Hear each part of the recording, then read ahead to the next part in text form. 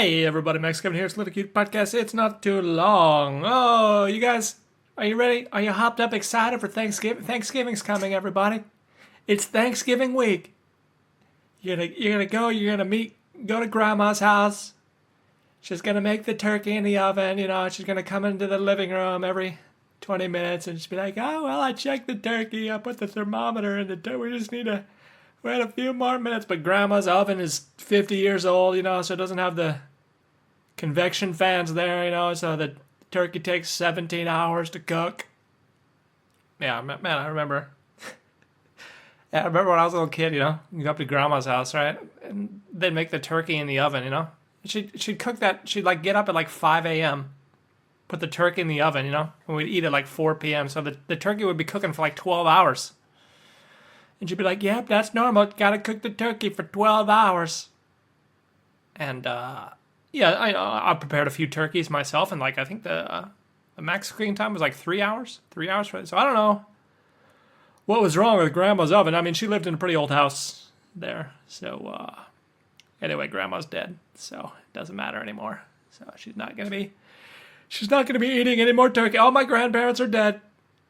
All my grandparents are dead. Soon, all my family members will die. All my friends will die. Everyone I know will die. I will die. Everyone that's listening to the podcast will die. And, well, that's kind of depressing. Everyone you know and love is going to die. So you better give thanks on Thanksgiving. Thanks for being alive. Thanks for being alive. And for this cranberry stuffing, mashed potato turkey in my mouth. Oh my god, that's the ultimate combination, right? You put, I don't know, how do you guys do your, there's two types of people in the world, on Thanksgiving dinner. There's people that eat everything separately, I mean, of course, everybody puts a little gravy on the mashed potatoes and the turkey there, You can't have, turkey's kind of dry, so you got to put the gravy on there, but there's some people that kind of eat everything separately, and then there's some people that just kind of put, they get a spoon, and they put a little piece of turkey with mashed potatoes and a little bit of stuffing and a little bit of cranberry sauce, and just put that all in your mouth at once, just get the whole flavor profile. I'm that kind of person. That's what I do. I just kind of mix it all up. Just kind of mix it all up into a little goulash, little Thanksgiving goulash, and of course pumpkin pie. Everybody loves pumpkin pie. We love it so much we only eat it on Thanksgiving. Everybody loves pumpkin pie. They just never eat it any other time of the year. That's how much they love it. I love it because I can only eat it 1 month out of the year. I don't know. What are you guys thankful for this year? I guess I got to be thankful for this year, Kind of, I'm always looking on the, that Monty Python song.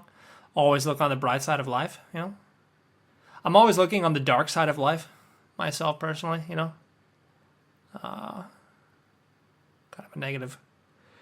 of a negative Nancy sometimes, so I kind of just think, even though nothing ever seems to go right in my entire life, nothing ever seems to work out, everything always just seems to tumble into despair, and nothing good ever seems to happen. It's just one tragedy after the next. Just when I think couldn't get any worse, it just gets worse. But I gotta be thankful for stuff. Just gotta be thankful. Thankful for at least I'm not in debt. That's good. I don't have any debt. Don't have any money. All my friends make more money than me. Everyone I know makes more money than me. Has more wealth than me. But at least I'm not in debt. That's good. I'm not in debt. Got to be thankful for that. And, even though I was sick for almost a month this month, got to be thankful for my health. I don't have cancer. Thankful for that. Got to be thankful for my health, even though I was sick for a month for no goddamn reason. Anyway, so you can always be thankful. You always got to look on the bright side of life, as Monty Python says. Oh, did you guys watch? Man, okay, I haven't made a podcast since the last couple UFCs. There, of course, John Jones beat the shit out of old man Stipe. Oh god, that was not even entertaining. That was just sad. man, Stipe he looks so bad, dude. He just looks so old and slow, man. Like up until the fight, it's coming. It's like, oh well, John Jones, he had that pectoral injury, Stipe, he's one of the best of the best, and then the first like 10 seconds you just like see Stipe moving like shuffling like an old man. Just he's so slow, his punches are so slow, and you're just like, oh god. I mean, he is 43, but like, I don't know, there's other guys out there that are over 40 that are still his skill level took a nosedive there. Holy, I mean, it's a shell of his former self. Holy guacamole there, dude.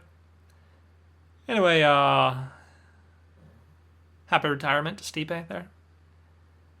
He maybe broke a rib there or something. Then of course we had Charles Oliveira versus Michael Chandler. That was a fun fight, completely unnecessary fight, but it was fun. Michael Chandler got his ass beat there until the 5th round, and then he did some body slams. That was kind of cool. Bo Nickal's overrated. Yeah, anyway, that 309, UFC 309, it was kind of, I would say, a little lackluster. A lot of decisions. Yeah, 4 decisions. Then John Jones got the KO, beating the shit out of old man Stipe. But man, a few days ago, Yan versus Figueiredo in Macau. It was in Macau, China. Holy guacamole, man. That was one of the best cards that I've ever seen, dude. Holy guacamole, dude. Yeah, they had this one fight, one of the early prelim fights. This guy, Long Xiao versus Lei Huang. Oh man, that was great. Those guys were just beating the crap out of each other, And the dude kept pointing to the ground, like Max Holloway. And then they finally did it at the end there, They were just swanging and banging, dude. Swanging and banging. And then he didn't even they didn't even give him a fight bonus or anything. Can't believe that. Yeah, those guys are they're probably not gonna swang and bang again, It's like they do that it was a super entertaining fight. And they do it for the 50 G's. Like, Dana, give me the fight bonus. We're swanging and banging. We're not boring wrestlers like Bo Nickel. We're Chinese dudes and we swang and bang. But they didn't get any. They didn't get any bonuses. But yeah, man, all the fights were good, dude. They got this other chick. They had a girl fight, Ming Shi versus Feng Xiaokang. She knocked her out. That was a good fight too. And that chick speaks English, so she was, speaking English to everybody, and everyone's like, "Oh my god, she speaks English." Yeah, all the fights are good, man. There were knockouts. There was knockouts. Yeah, spinning wheel kick knockouts. Yeah, and then Peter Yan versus Davison Figueiredo. Man, that was a great fight there. It pretty much went exactly how I thought there. Yeah. Yeah, I thought Figueiredo's only chance was to get a submission. I think he too said in his interviews there that his best chance was in getting a submission there. And like in the first round there, he goes for the takedown. He takes him down, and I'm like, uh-oh. Might lose my $10 there, but Peter Yan, he was able to get up there. And his takedown defense is pretty good. So, that pretty much went how I expected. Yeah, I don't think Figueiredo is ever going to be a contender. I mean, he's too old. He's too old. Maybe if he was younger, because he's like 37 or something? Yeah, he's 36. But he's turning 37 in a month. And, I think maybe if he was 5 years younger, it would have been different. But Peter Yan, he's just younger. He's just a young boy. He's 31 years old. I don't know. I don't think he can beat Merab or Umar. Merab or Umar Nurmagomedov.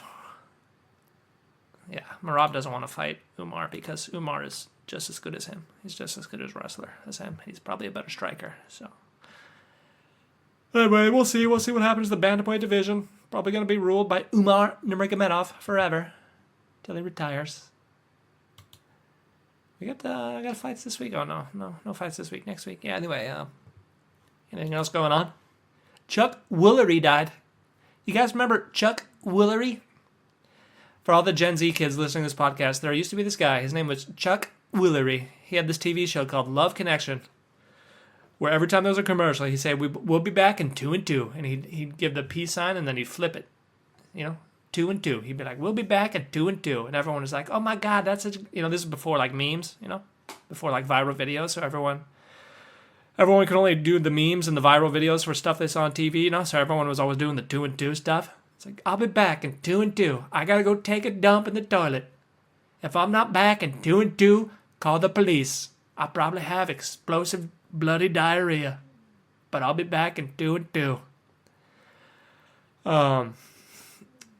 Yeah, this is before, this was before the dating apps. There's no dating apps back then. So, like, if you wanted to bang floozies, you had to go on TV and, like, have a date and then talk about your date on TV.